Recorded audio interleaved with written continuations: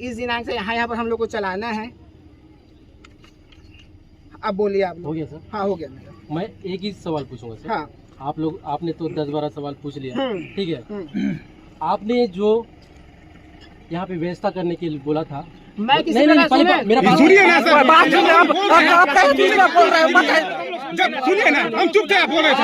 आप सुनना पड़ेगा। आप किस नियम के तहत ये बताइए हमको कि व्यवस्था करने बोल रहे थे ना कल समिति मैं वाले को, किसी को बताइए किसी प्रकार की व्यवस्था के लिए नहीं बोला। सर। झूठ मत बोलिए, झूठ मत, आप झूठ झूठ मत बोलिए।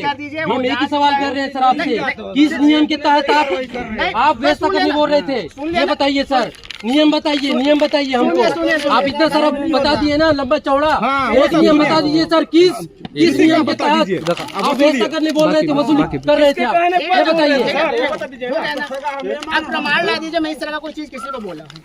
बोले हो आप प्रमाण ला बोले हो आप प्रमाण ला दीजिए ना आप भाई। फोन के माध्यम से, कोतवाल के माध्यम से आप बोले हो प्रमाण आप। ला दीजिए। इसके पहले मेरे को डेट याद नहीं है, कलेक्टर साहब लोग आए थे उस दिन भी आप बोले थे कोटवार के माध्यम से। आप प्रमाण हम लोगों ने ला उस दिन दीजिए। चलो ठीक है कर देते कलेक्टर। ये पहले का ये जो ये पुराना वाला बिल है सर, पुराने लोग दे दिए। ये मेरे द्वारा नहीं किया हाँ, गया है। लेकिन आपके द्वारा बोला गया था सर। कार्रवाई कब करोगे आप? सुने कार्रवाई कब करोगे आप? ये क्या है, ये क्या है? एक मिनट देखिए सर, अभी 2 महीना क्या हुआ, हम ग्राम पंचायत चला रहे हैं। ठीक है। उसका नंबर नंबर पहाड़ हो गया, पहाड़ हो गया। लेकिन 5 साल से जो अवैध वसूली चल रहा था वो अवैध वसूली आप सुनना पड़ेगा बात को। हमारा एक ही सवाल है, किस नियम के तहत आप व्यवस्था करने बोले, किस नियम के तहत बोले आप? हमारा एक ही सवाल है। और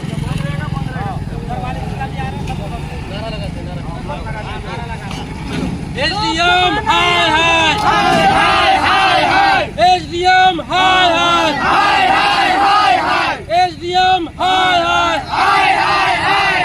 अवैध वसूली करना बंद करो, अवैध वसूली करना बंद करो, अवैध वसूली करना बंद करो। लोकसभा न विधानसभा, लोकसभा न विधानसभा, लोकसभा न विधानसभा, एसडीएम हाय हाय, एसडीएम हाय हाय। दोस्तों देख सकते हो हमारे जमानत के लिए पूरे गांव वाले आए हैं और पुलिस थाना के बाहर बैठे हैं। और इधर हमारे गांव के सरपंच जी और कुछ ग्रामवासी लोग।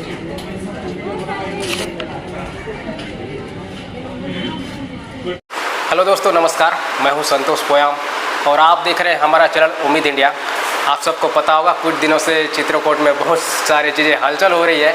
और चित्रकूट तो आप जानते हैं पूरे दुनिया में विख्यात है चित्रकूट वाटरफॉल के जरिए से। लेकिन हाल ही में वहाँ के जो युवा सरपंच है वो भी चर्चे में हैं। आखिर 4 महीने के कार्यकाल में उनके ऊपर FIR तक हो गया है। कि आखिर ये सब हो क्या रहा है चित्रकूट में, तो जानने का थोड़ा सा प्रयास करते हैं।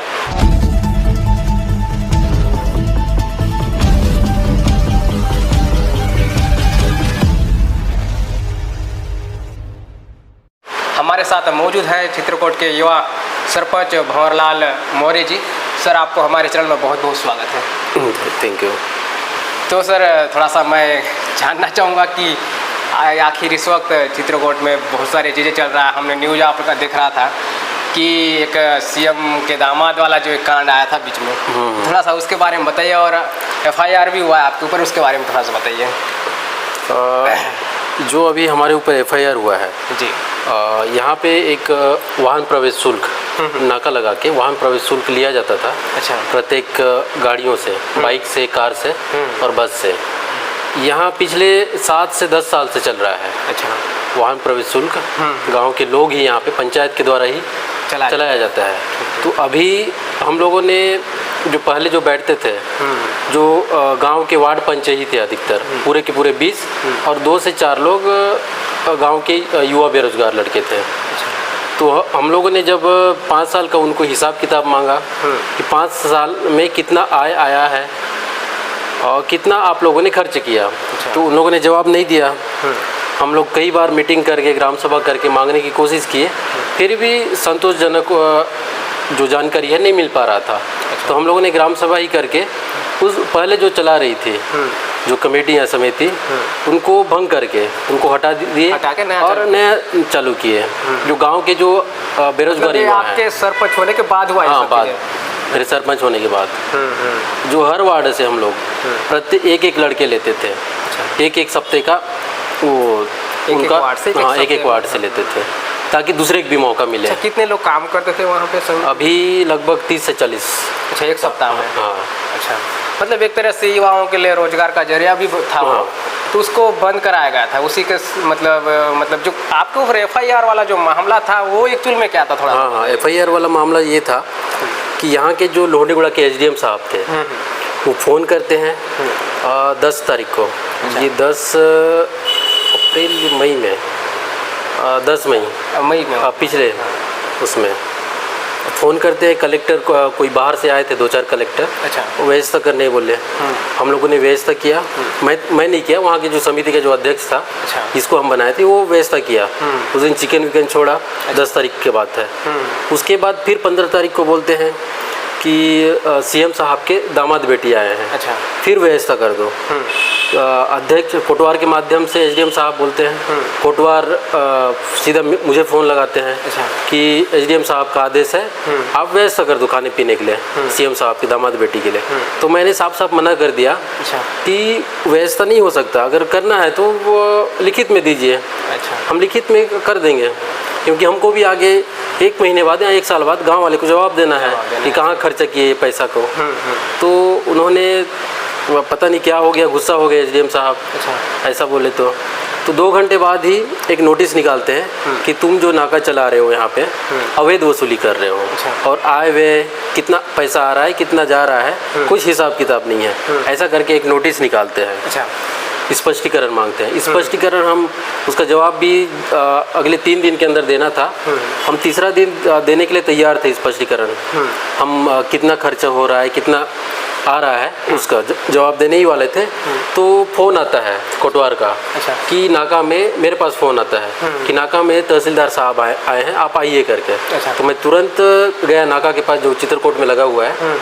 तो वहाँ तहसीलदार साहब बोलते हैं कि SDM साहब का आदेश है, नाका को सील किया जाएगा। अच्छा, तो ठीक है, सील कर दो बोले हम, दिक्कत नहीं है, हम ग्राम सभा फिर बिठाएंगे, फिर सील तो करेंगे बोले। और गांव का हक है, ग्राम पंचायत के अंदर जो आ रहा है चित्रकूट जलप्रपात, हम उसी का टैक्स ले रहे हैं, कर ले रहे हैं, वाहन प्रवेश शुल्क। तो हम बोले कि किसी पर्यटक को आने नहीं देंगे, जब तक हमारा नाका नहीं खुलेगा, सील नहीं हटेगा, तब तक हम किसी पर्यटक को आने नहीं देंगे। तो उसी तरह से हम जाम कर दिए थे रोड को। अच्छा, हाँ, तो अभी खुला है? नहीं, अभी भी सील लगा हुआ है। लेकिन एक्चुअल में छत्तीसगढ़ में, बस्तर में तो पेशा कानून लागू है, तो पेशा कानून के अंतर्गत तो अधिकारी या फिर शासन के कंट्रोल में आता ही नहीं किसी भी ग्राम पंचायत का। वहाँ का जो संपदा जो होता है या फिर वहाँ का जो आय अर्जित है, जो भी होता है मतलब ग्राम पंचायत स्तर पे, वो तो शासन के दायरे में नहीं आता। हाँ, नहीं आता। इसमें अधिकारियों को अपना वो क्यों चल रहा है? क्योंकि अभी क्या है कि बस्तर जैसे 5वीं अनुसूची क्षेत्र में लोग अभी जागरूक नहीं हैं।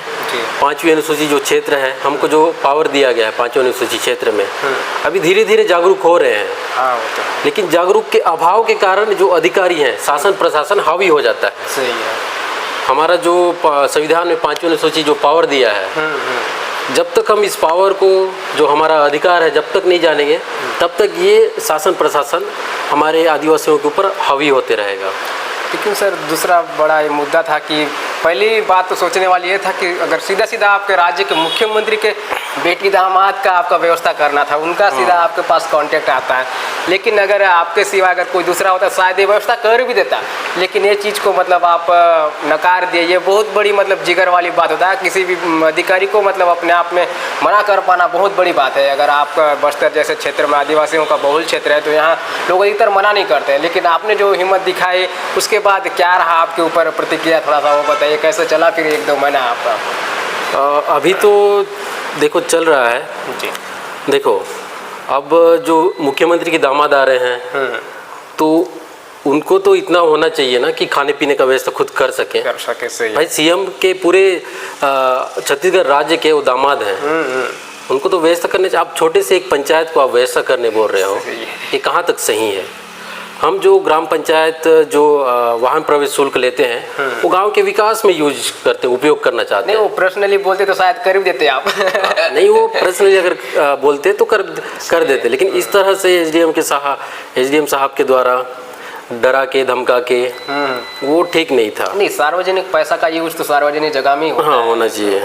तो ये अगर मान के चलो मैं ये कर रहा था, अगर आपको अगर पर्सनली फोन आता कि नहीं व्यवस्था आप अपने स्तर पे करिए करके, तो आप अपने पैसे से शायद कर भी देते, लेकिन जहाँ पे आप समिति चला रहे हैं वहाँ का पैसा का यूज करने का आदेश देना ये थोड़ा सा नहीं, हाँ बहुत गलत है ये तो उसके बाद और चीज़ें मैं देख रहा था, जैसे आपके साथ बीच में आंदोलन भी आप लोगों ने किया, शायद आपका और एक मैं वीडियोस देख रहा था जिसमें आप ग्राम पंचायत में आपको शायद 3 महीना 4 महीना कार्यकाल होने के बावजूद भी आपको मतलब कार्य जो दायित्व नहीं मिला है उसके बारे में आपने जिक्र कर रहे थे, प्रभार नहीं मिला है। थोड़ा सा उसके बारे में बताइए, क्या था मैटर, मतलब अभी तक आपको अलग मिला क्यों नहीं? ये जो पुराने जो सरपंच है, पूर्व सरपंच और सचिव जी यहाँ के जो ग्राम पंचायत के, वो क्या पिछले कार्यकाल में पैसे का जो लेन देन है, जो फंड आता है 15-20 वगैरह, मतलब पैसा तो निकाल लिए हैं। अच्छा। लेकिन गांव में ग्राम पंचायत में कुछ काम नहीं हुआ है, तो इसलिए प्रभार देने के लिए थोड़ा सा आनाकानी कर रहे हैं। अच्छा।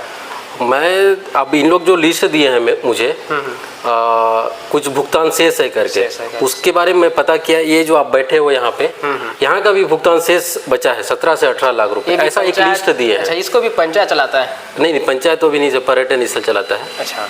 लेकिन ये जो बना है जो एजेंसी था, पंचायत था, ग्राम पंचायत। अच्छा अच्छा। यहाँ का जो पेमेंट बचा है करके एक लिस्ट दिए हैं मुझे, तो मैं पता किया जनपद पंचायत से, तो वहाँ बोले कि नहीं पूरा पेमेंट हो गया है, वहाँ का कुछ पेमेंट नहीं है बोले। अच्छा। ये जो एसडीएफ कैंप बना हुआ है ना ग्राम पंचायत के अंदर, यहाँ का पेमेंट बोल रहा हूँ।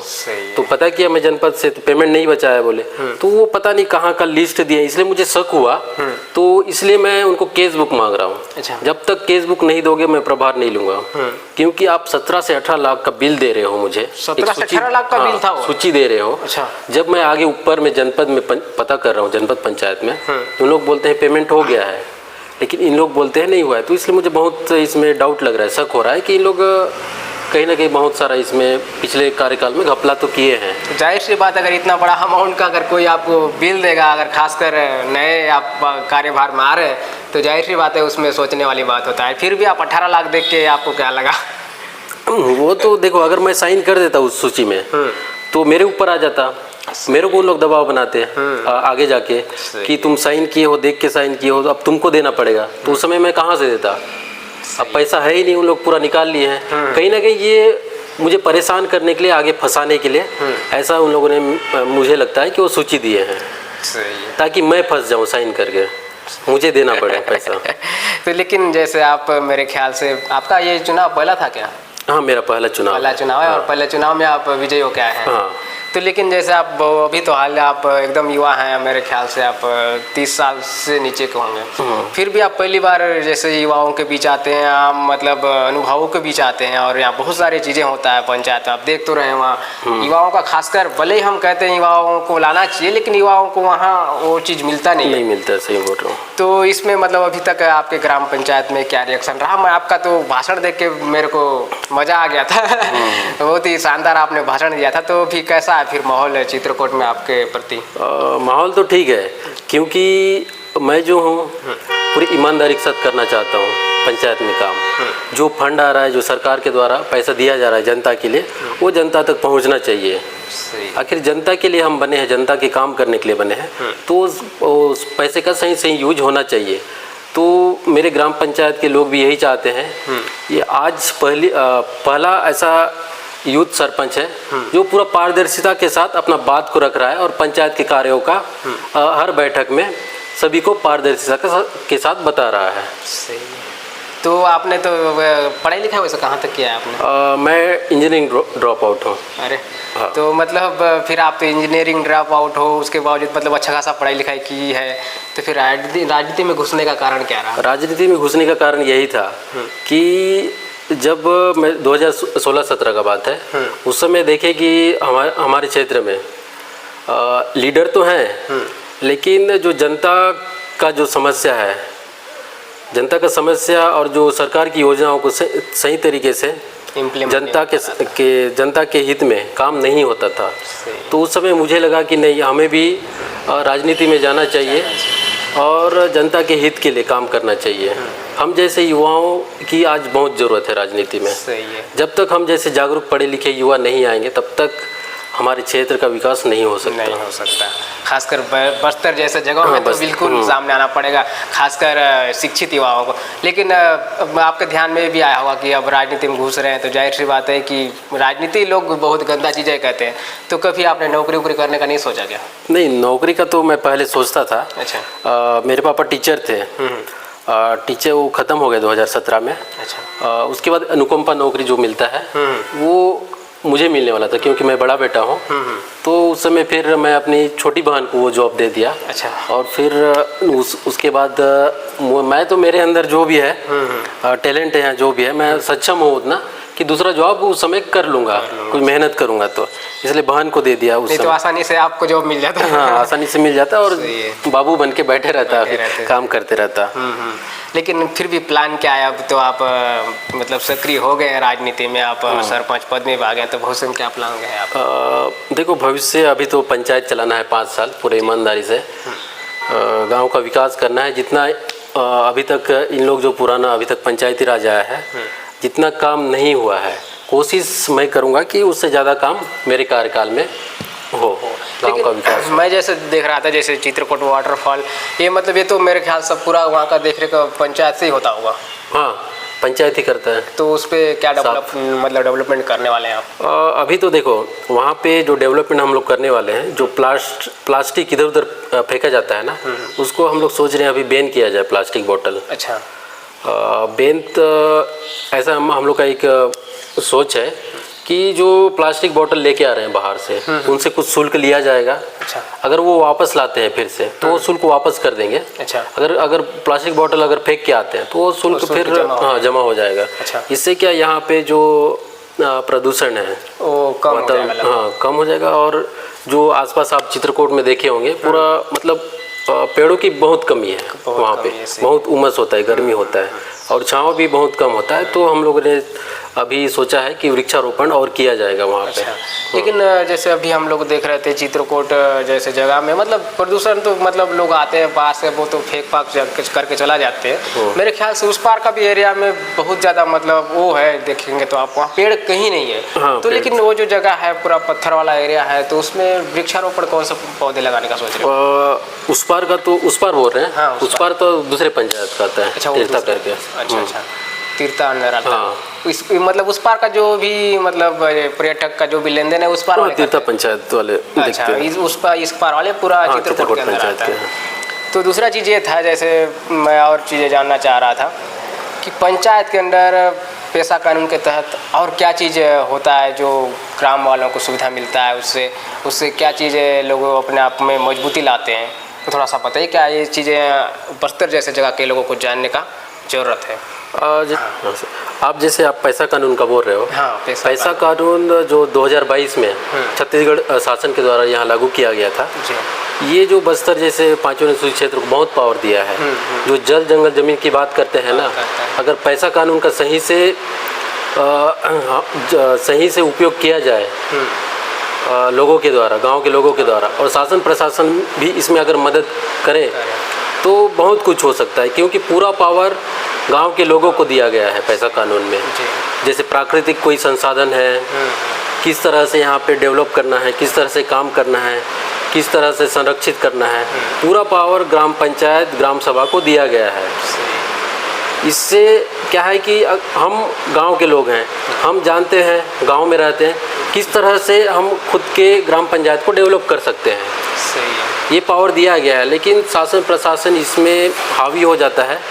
तो उस तरह से काम जिस तरह से होना चाहिए था, उस तरह से अभी काम नहीं हो रहा है मुझे। लेकिन इस पे सरकार को भी ध्यान देना चाहिए, क्योंकि जिस तरह से हम लोग देखते हैं हर जगह में आप देखेंगे कि प्रशासनिक अधिकारी एकदम हावी हो जाते हैं। आपको पैसा कानून का बिल्कुल भी वहाँ इम्प्लीमेंट होने नहीं देते हैं। तो इस पे सरकार तो कोई एक्शन ले नहीं रही है, तो इसके लिए कुछ सुझाव देना चाहेंगे? देखो, सुझाव जब तक हम जागरूक नहीं होंगे, अब जितने भी बस्तर ज़िले में, बस्तर संभाग में सरपंच हैं, सभी को एकजुट होके, सभी तो आदिवासी हैं। सही है। और हमारे जल जंगल ज़मीन को बचाने के लिए एकजुट होना पड़ेगा, लोगों को जागरूक करना पड़ेगा, तभी हम ये पैसा कानून को सही तरीके से लागू करके काम कर सकते हैं। अभी आप देख सकते हैं बैलाडीला देख सकते हैं, यहाँ 5वीं अनुसूचित क्षेत्र में बिना ग्राम सभा के बड़े बड़े कंपनियों को दिया जा रहा है, रूंगटा, आरसेलर मित्तल। अभी आपने सुना होगा बोधघाट परियोजना फिर से चालू होने वाला है। 1980 में ये परियोजना चालू हुआ था मेरे ख्याल से, उस समय प्रोजेक्ट आया था। अभी फिर से ये बीजेपी का शासन आया है तो फिर से चालू कर रहा है। देखो ये सिंचाई के नाम से फिर से बोधघाट परियोजना चालू हो रहा है, लेकिन यहाँ पे जो पेड़ पौधे हैं, जीव जंतु हैं, कितने नष्ट होने वाले हैं, ये उनको दिखाई नहीं दे रहा है। मुझे लगता है कहीं ना कहीं जो ये बोधघाट परियोजना है, अभी जो बड़ी बड़ी कंपनियां यहाँ लगने वाली है बस्तर ज़िले में, जैसे रूंगटा हो गया, आरसेलर मित्तल हो गया, NMDC हो गया, मुझे लगता है कि इनके लिए पानी की पूर्ति के लिए बोधघाट परियोजना बनाया जा रहा है, ना कि यहाँ के बस्तर के किसानों के लिए सिंचाई के लिए बोधघाट नहीं। वो तो सुविधा फिर उन्हीं लोगों को मिलता है, यहाँ के आम जनता को तो कोई सुविधा नहीं मिलता है। कहीं ना कहीं ये सरकार का चाल है कि ताकि जो बड़े बड़े उद्योगपति हैं उनको पानी का व्यवस्था किया जाए इनके लिए, किसानों के नाम पे सिंचाई की। यहाँ पे जैसे जो मतलब ग्राम सभा या ग्राम पंचायत के जो आरक्षण में है, उनके क्षेत्र में है, तो उस चीज़ को सरकार अनदेखा कर रही है, सीधा वो अपने स्तर से कार्रवाई कर रही है। कहाँ तक सही है? ये तो सही तो कुछ भी नहीं है, क्योंकि उनको गांव वाले को पूछना चाहिए, सरकार को भी, कि ये सही रहेगा नहीं रहेगा। बहुत कुछ योजना ला रहे हैं तो गांव वाले को पूछ के करना चाहिए। अगर गांव वाले को लगता है कि नहीं हमको ये चाहिए तो उस पर सरकार को काम करना चाहिए, ना कि ज़बरदस्ती किसी योजना को थोपना चाहिए। मतलब ये तो एक तरह से ये होगा कि हम तो ये ला रहे हैं, तुमको ये खाना ही है। हाँ, ज़बरदस्ती मतलब खाओ।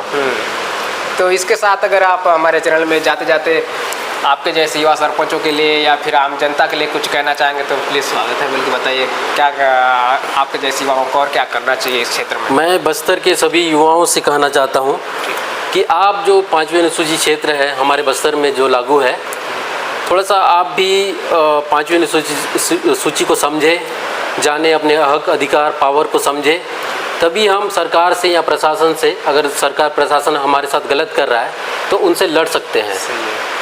और कहीं अगर आपको लगता है कि गलत हो रहा है, गांव के लोगों के साथ शासन प्रशासन हावी हो रहा है, तो उसका डट के मुकाबला करें। जब तक आप डट के मुकाबला नहीं करेंगे वो हमेशा फिर दबते हुए रहेंगे, डरते रहेंगे। इसलिए आप खुल के विरोध कीजिए अगर कहीं गलत हो रहा है तो। सही है, चाहे सरकार रहे या प्रशासन रहे या कलेक्टर रहे या SDM रहे, डरने की कोई ज़रूरत नहीं है। हम सही चीज़ के लिए, हम अपने हक अधिकार के लिए लड़ाई लड़ रहे हैं, ना कि मतलब ऐसा आपको आसानी से मिलने वाला नहीं है। सीधी सी बात है, मिलने वाला नहीं है। आपको कोई चीज़ सुविधा आसानी से नहीं मिलेगी, उसके लिए भी आपको लड़ना ही पड़ेगा। तो ये आपकी तरफ से बहुत ही अच्छा सुझाव है। अगर आप ये सब इस चीज़ को इम्प्लीमेंट करें तो शायद बस्तर में नया दौर शुरू होगा। लेकिन शासन कहता है बदलता बस्तर, पर यहाँ बदलने दे कहाँ रहे हैं। बहुत ये दुर्भाग्य की बात है कि शासन का जिस तरह से रवैया है ग्राम पंचायतों पर, उनका पैसा कानून को इम्प्लीमेंट पूरी तरह से होने नहीं दे रहे हैं। वहाँ के प्रशासनिक अधिकारी जिस तरह से दबाव बनाते हैं, इस तरह से वहाँ के लोगों के अनुमति के बिना वहाँ घुसना एक तरह से गैरकानूनी है शासन का जो नियम के तहत, लेकिन उस पर इम्प्लीमेंट नहीं हो पा रहा है। इस पर सरकार को मेरे ख्याल से फोकस करना चाहिए इस पर, और बेहतर करने का कोशिश करना चाहिए पैसा कानून को। कैसे महोदय? ज़रूर। तो फिर बहुत बहुत धन्यवाद, आप हमारे चैनल के साथ जुड़े। आशा करते हैं भविष्य में आप बेहतर करिएगा ग्राम पंचायत चित्रकूट के लिए। Thank you. करेंगे, आपका भी धन्यवाद।